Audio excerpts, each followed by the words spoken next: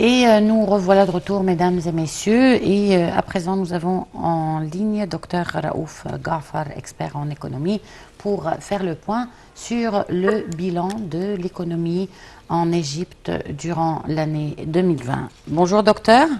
Bonjour. Alors, on aimerait faire le bilan de la situation et du développement économique en Égypte durant cette année 2020, qui est certainement lié aux 3 ou 4 années précédentes. Déjà, quand nous avons passé les réformes économiques, l'économie égyptienne a avancé considérablement et le taux de croissance s'est élevé jusqu'à 5 et 6 et encore plus que 6. Mais malheureusement, certainement, on devait continuer dans la même direction, mais à cause du Covid-19, tout le monde a été affecté, entre autres l'Égypte certainement, et nous avons continué notre taux de croissance, mais ça a diminué peut-être à 3,2%, ce qui est déjà excellent à comparer à tous les pays du monde. C'est-à-dire qu'il y a juste 3-4 pays dans tout le monde qui ont conservé leur taux de croissance au positif. Donc, on a, grâce aux réformes économiques, on a pu justement résister au temps très difficile du Covid-19 et nous avons continué notre développement avec un taux de croissance un peu moins que les années précédentes, mais au moins au positif. Et nous espérons bien que l'année prochaine, nous allons non seulement conserver le taux positif, mais nous allons les 3,5% à ça, ce qui est quelque chose de vraiment remarquable. Bon, docteur Raouf Ghafar, quels sont les principaux facteurs qui ont maintenu justement ce taux de croissance? Je veux dire, bien que nous avons perdu beaucoup de revenus, malheureusement, c'est-à-dire l'industrie disons, du tourisme, par exemple, a complètement cessé dans tout le monde. Et on a perdu pas mal de revenus, mais on a pu justement, à cause de nos exports, de diminuer, disons, la différence et de conserver. Donc, à mon opinion, la raison, c'était justement l'augmentation de nos exportations d'un côté, et d'autre part, nous avons augmenté la production locale disons, d'aliments et de commodités nécessaires, et ce qui a résulté dans la diminution de l'importation de ce genre de commodités. Et ça, encore une fois, ça fait une différence. On doit dire que, grâce à Dieu, la quantité disons, de pétrole et de gaz à la zone de l'Est Méditerranée aussi augmenté. Donc, on a pu, avec tous ces facteurs ensemble, conserver, comme je viens de dire, notre taux de croissance. Parmi les secteurs qui ont résisté donc aux impacts du coronavirus, c'est le secteur de l'exportation, comme vous venez donc de citer, et qui a, je cite donc des nombres, les exportations égyptiennes dans l'intervalle de janvier à octobre 2020 ont atteint 22,8 milliards, alors qu'il était de 25,3 milliards en 2019. Selon vous, pourquoi donc le secteur de l'exportation a résisté ou donc a continué donc malgré la pandémie de coronavirus? Bon, alors, premièrement, il y a eu des initiatives lancées par le président et l'administration pour encourager les utilisateurs d'un côté, les exportateurs de l'autre, pour augmenter la quantité de leurs exports, surtout dans les produits agraires. Et c'était justement à cause de cette raison que ce genre d'incentive qui a donné un encouragement aux exportateurs d'augmenter leur quantité. Donc, c'était principalement cette raison pour laquelle on a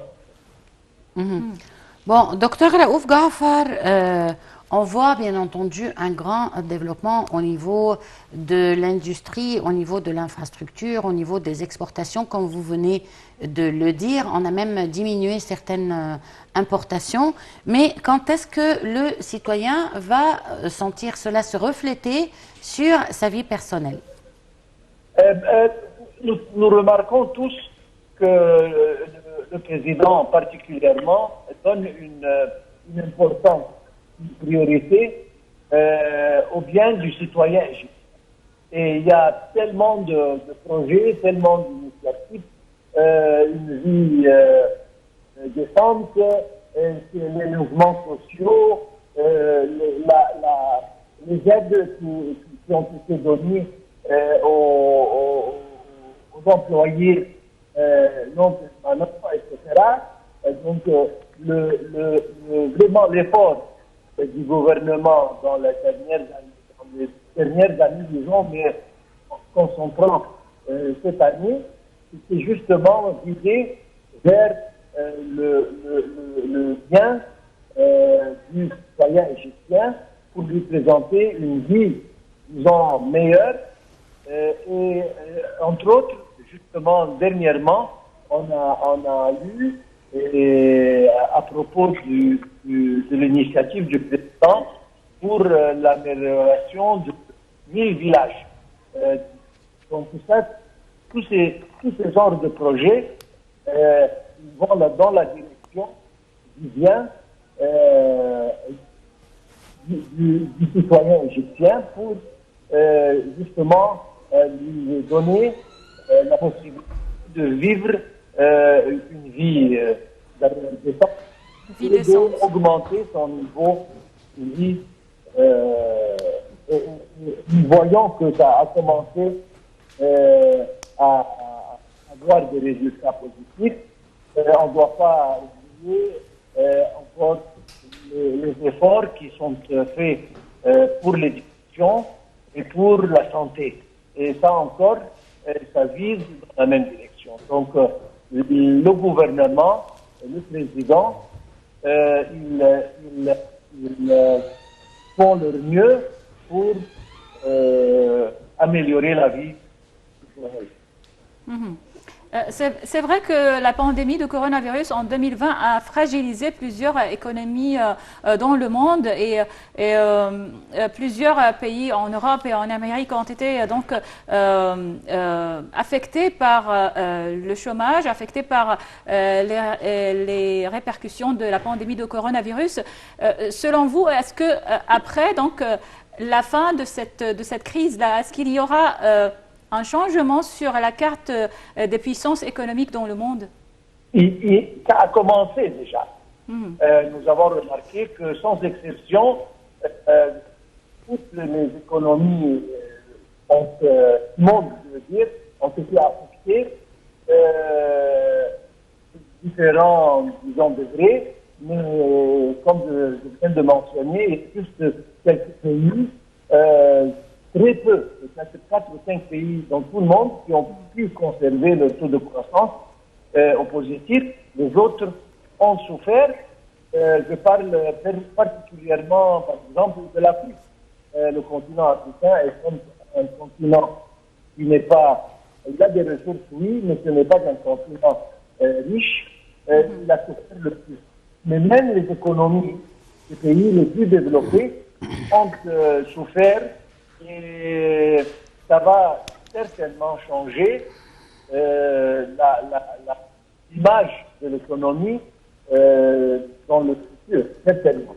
Et nous allons voir des changements, des pays qui vont pas tomber, mais ça va changer en principe, et d'autres pays qui vont s'améliorer.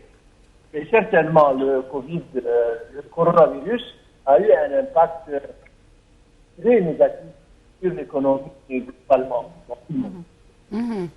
Bon, à votre avis, quels seront les secteurs de priorité pour les quelques années à venir?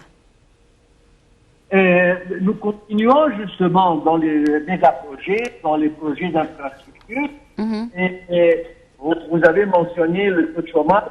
Et grâce aux grands projets et aux méga-projets, surtout les projets d'infrastructure, qui sont par définition méga-projets, on a pu employer beaucoup de personnes et on a pu diminuer le taux de chômage à presque la moitié.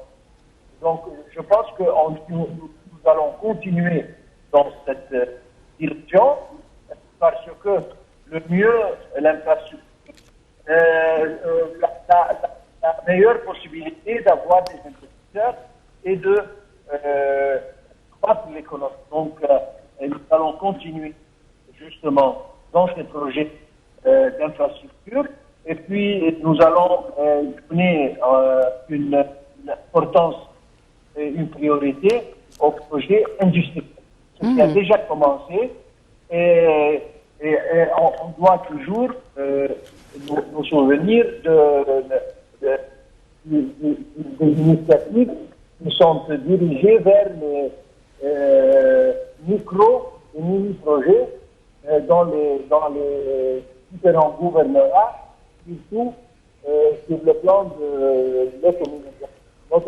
Alors, Dr Raouf Ghafar, analyste ou expert en économie, merci beaucoup pour toutes ces informations. On doit passer en direct maintenant pour vous retransmettre la conférence de presse du ministère des Waqf.